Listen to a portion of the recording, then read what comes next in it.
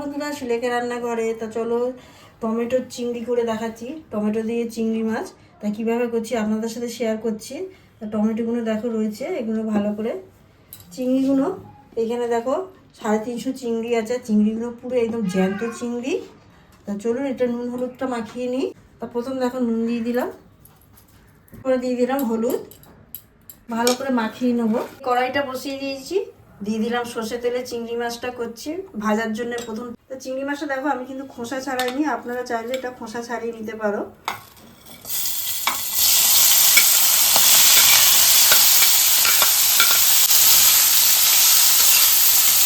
চিংড়ি মাছটা দেখো 2-3 মিনিটে ভাজা হয়ে গেছে। আমি একটু হালকা করেই ভাজলাম, তুলে নিচ্ছি এবারে।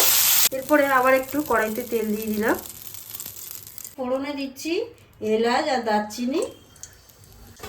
এখানে দেখো একটা ছোট সাইজের পেঁয়াজ কুচো কুচো করেছি, দিয়ে দিলাম কড়াইতে। পেঁয়াজটা দেখো লাল লাল হয়ে গেছে। তো এখানে দিয়ে দিচ্ছি দেখো একটা পেঁয়াজ পেস্ট করে নিয়েছি, এটা দিয়ে দিলাম। মানে মোটামুটি 2টো পেঁয়াজ দিলাম।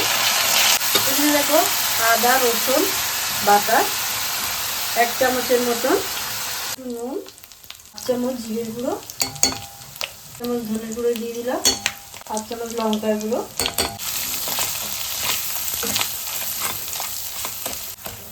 এবার দেখো হয়ে গেছে, টমেটোটা পেস্ট করে নিয়েছি, টমেটোটা দিয়ে দিলাম।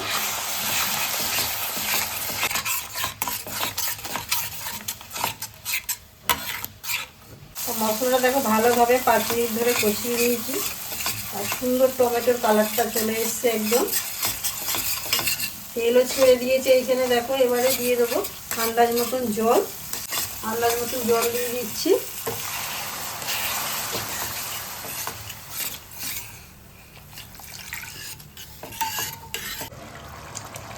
কড়াইটা ঢাকনা দিয়ে দিয়েছিলাম, দেখো তার জলটা পুরো ফুটে গেছে একদম মশলার। হলুদটা দিতে ভুলে গেছিলাম, দেখো এখন দিয়ে দিলাম। এবার চিংড়ি মাছটা দিয়ে দিলাম।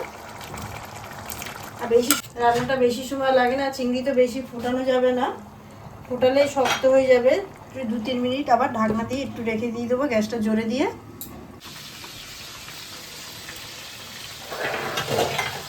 তো দেখো 2-3 মিনিট ফুটে গেছে, মানে তরকারি রেডি হয়ে গেছে। এখানে গরম মশলা বাটা দিয়ে দিলাম, একটু নেড়ে দেবো। এবারে গ্যাসটাকে বন্ধ করে দিচ্ছি, দিয়ে অল্প একটু সামান্য ধনেপাতা দিয়ে দিলাম। তো চিংড়ি মাছটা দেখো রেডি হয়ে গেছে, তা পরিবেশন করে দেখাচ্ছি। একদম গরম ভাতে দারুণ খেতে লাগে একদম। টমেটো চিংড়ি পুরো রেডি হয়ে গেছে। আর দেখে যদি ভালো লাগে অবশ্যই চ্যানেলটাকে সাবস্ক্রাইব করবে, পাশে থাকার অনুরোধ রইল।